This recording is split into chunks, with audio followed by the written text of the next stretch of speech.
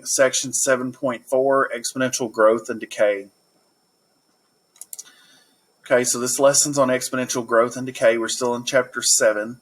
This will be the last section of this chapter. We'll have to do this in 2 days. It's quite a bit of stuff in this one section, so I think this will be a 2-day section. We're going to first talk today about separable differential equations, even though we've actually have done this. You just didn't realize that we didn't define it that way. But you kind of have done these. We're going to focus on these a little bit more, though, today. But a differential equation of the form dy dx equals f of y times g of x. So you got two functions multiplied together. One's a function of y, one's a function of x.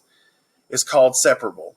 We separate the variables by writing it in the form 1 divided by f of y dy equals g of x dx. What you've done is you multiplied both sides by dx, multiplied both sides by dx, and you divided by f of y on both sides to get the function with y in it with dy and the function with x with dx. We've done that. We actually have separated variables before. Get the y's with the dy, get the x's with the dx's, and then we integrate both sides. And the solution is found by anti-differentiating each side with respect to its isolated variable. So here's an example. If we want to solve for y, given dy dx is equal to the quantity xy squared, when y is equal to 1 and x is equal to 1. So the first thing we want to do is, obviously we can write that as x squared y squared instead of xy parentheses squared. And then we can divide by y squared, and we also multiply by dx. So we get our y's over here with our dy and our x's over here with dx. We can also rewrite that 1 over y squared is y to the negative 2. That'll help us when we want to backwards power rule this with anti-differentiating. And so that's what we're doing to both sides. We raise the exponent by 1, divide by the new power. So we have y to the negative 1 divided by negative 1 equals x cubed divided by 3, all plus c. And so that gives me negative 1 over y equals x cubed over 3 plus c. Now, this is where our initial values come into play. X is 1, y is 1. So we plug 1 in for y. We plug 1 in for x. So we get negative 1 over 1, because y is equal to 1, equals 1 cubed, which is 1, divided by 3. So 1/3 plus c. We subtract 1/3 from both sides, and we get c to be negative 4/3. Okay, so that gives us our c. But we're not done yet because we want to get y by itself. So we take the equation, we plug in negative 4/3 in for c. And we can, since those two fractions on this side have the same denominator, we can combine it into one fraction, x cubed minus 4 all over 3. So negative 1 over y equals that. Then what I did is I cross multiplied. I took negative 1, I took the negative with the 1. Negative 1 times 3 is negative 3, and y times x cubed minus 4 is y, just that. And then I solved for y divided by x cubed minus 4, and I get y is equal to a negative 3 divided by x cubed minus 4. Which could also be written as positive 3 divided by 4 minus x cubed. What they've done is they took the negative into the bottom. You can do that. You can take the negative in the top, or you can take it to the bottom. Just don't do both, because then you're doing a negative over a negative, which is really positive. But we know this answer is negative for y. But you can take the negative in the bottom, and they made the x cubed negative, and they made the negative 4 positive. So it was positive 4 and a negative x cubed. Is what they did. That's an alternative way to write it.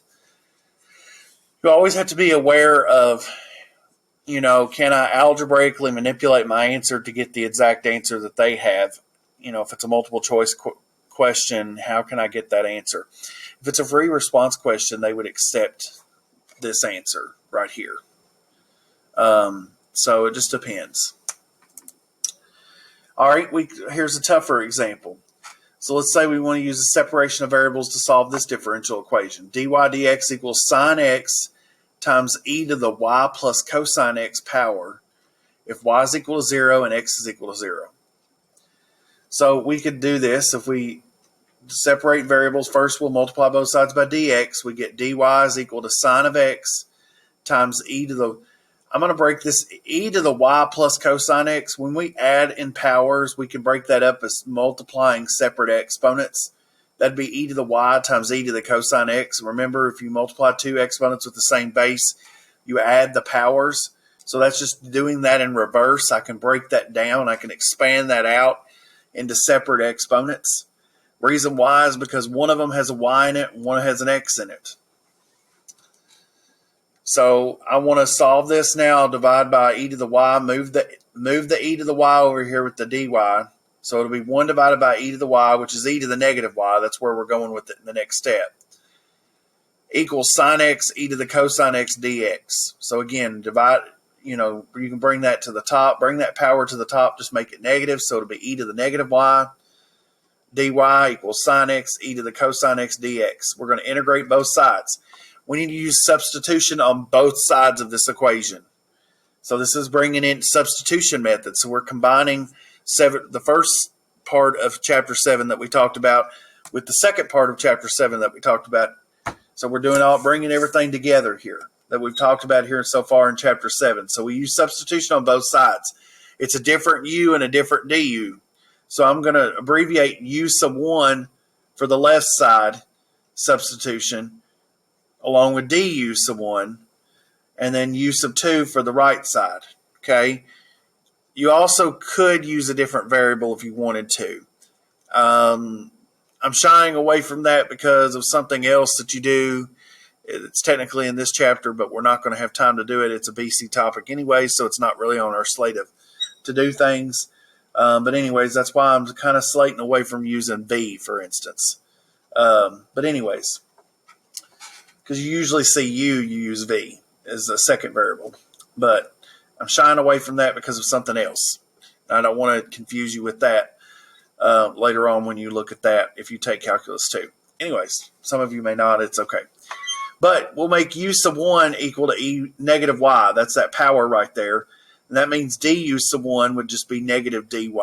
Negative 1 dy. On the right side, u sub 2 will be the cosine x. We've differentiated this kind of stuff before. We might have done that exact one before. I can't remember now. And du sub 2 is sine x dx. So that's pretty straightforward there. That's going to end up being e to the u du. And this is actually going to be e to the u du as well, but I'm going to have to slap a negative in front of this integral.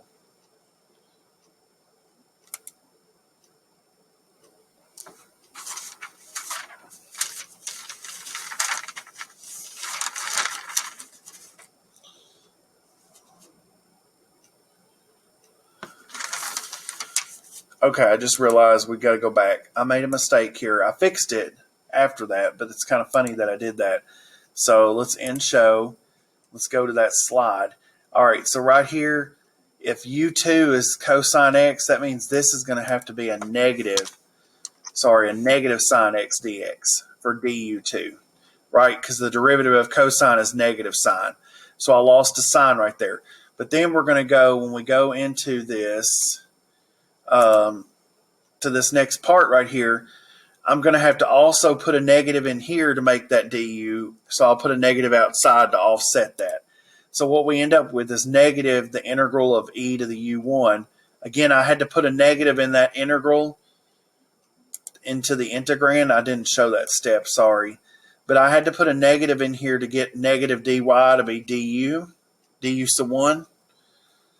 So I had to put a negative inside the integrand, so I put one outside to offset that. Same thing over here on this one. To get du sub 2, I have to put a negative in there to get negative sine x dx.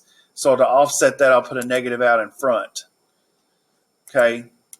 So I get negative integral of e to the u1 du sub 1 equals negative the integral of eu2 du sub 2. Now, since I have negative on both sides, I can get rid of those negatives. So we just get e to the u1. Once we anti-differentiate e to the u, we get e to the u. Thank goodness. And same thing on this side. So we get e to the u1 equals e to the u2 plus c. Again, we got rid of the negatives because we have a negative on both sides, so we can divide out that negative and get rid of that.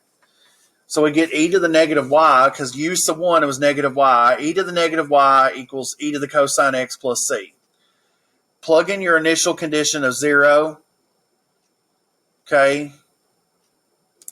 Y is 0, x is 0. So e to the 0 equals e to the cosine 0 plus c. Cosine of 0 is 1. So that's e to the 1. And e to the 0 is 1. So 1 equals e plus c. So c would equal, once you subtract e from both sides, 1 minus e. So therefore, e to the negative y is e to the cosine x plus 1 minus e. To solve for y, take the ln of both sides. Okay, this is kind of maybe somewhat new.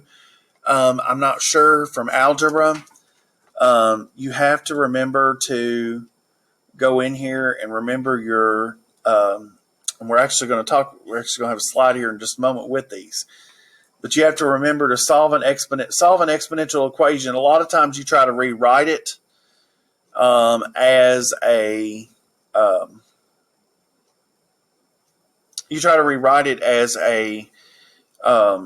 logarithmic equation. But when you can't do that, you can at least, for the very least, if you're wanting to get rid of, if you've got e to, or any base really for that matter, raised to a power with the variables in that power, and you want to get that variable out of that power, you can take the log base, whatever the base of that exponent is. In this case, it's base e, so I'm taking ln because ln is base e. But if it was 2 to the negative y, then I would log base 2 both sides. What that does is, because that's saying, hey, what power do I raise this base to get e to the negative y? Well, the base is e. So what power do I raise e to get e to the negative y power? Negative y. That allows me to get negative y by itself. I ln the whole entire other side. Yes, it's a big junk there. Just a bunch of junk there. Ln all that junk. Negative y equals ln of all that junk, so y is going to equal negative ln of all that junk. And that's my final answer for y. Can't really clean that up a whole lot. That's the answer. I think this question is very similar to one of your textbook questions, but I was thinking of where I got this question. I was trying to remember where I got it. I think this was actually an AP test question. Now that I think about it, I think this was an AP test question, but number 7 on your homework today is going to be very similar to this question. All right, recall in Algebra 2. Here's some exponent log stuff that you need to be able to use some properties. So we need to recall how to rewrite exponential to log form, log to exponent form, back and forth. If y equals b to the x power, that means that x is the power is equal to log base b of y. You can rewrite back and forth. Log base 2 of 8 is equal to 3. That means 2 to the third power is equal to 8. So recall how to rewrite back and forth, because occasionally you have to rewrite to solve one of these equations. Product rule of log properties you need to remember. If you take the log of a product, it's the sum of the logs. The log of a quotient is the difference of the logs. Remember, the answer to the logarithm was the power. So if I'm multiplying exponents together, I add the powers. So I'm adding the logarithms because the answer to the logarithm is a power. If I'm dividing exponents, I'm going to subtract the powers. So therefore, I'm going to subtract the logarithms if the answer to a logarithm is a power. And if I raise a logarithm to a power, that's a power to a power, means I multiply the powers. So I'm taking that power times that logarithm. Change of base is not maybe needed as much, but I just went ahead and included it in here. This back in the day was how we would find a logarithm when it wasn't base 10 or base e. But now you have the log base b button function in the calculator, which allows you to do that. And also, this is the equality rule, but that's the 1-1 property is actually what we've taught it as in Algebra 2. That's the 1-to-1 property. If you have log base a of x equals log base a of y, then x equals y. All right, you may not need that one as much, but again, it was on there. I just put it on there. There's some background knowledge for us to remember here as we go forward. So now we're going to talk about the law of exponential change. The law of exponential change says if y changes at a rate proportional to the amount, that is that dy dt is equal to k times y. So it's changing proportional to the amount that there is. And y is equal to y sub naught when t is equal to 0. So that's the initial value for y at t equals 0. Then y is equal to y sub 0 times e to the kt power. where the constant k is a growth constant if it's greater than 0, or a decay constant if k is less than 0. Okay, so if something changes at a rate proportional to the amount that there is of that object, whatever the amount of that substance or whatever it is. These are prime examples of these could be money and being interest being gained in a savings account. Also, it could be talking about bacterial growth. It could be talking about, we could even talk about, as a decay example, we could talk about half-lives, radioactive decay.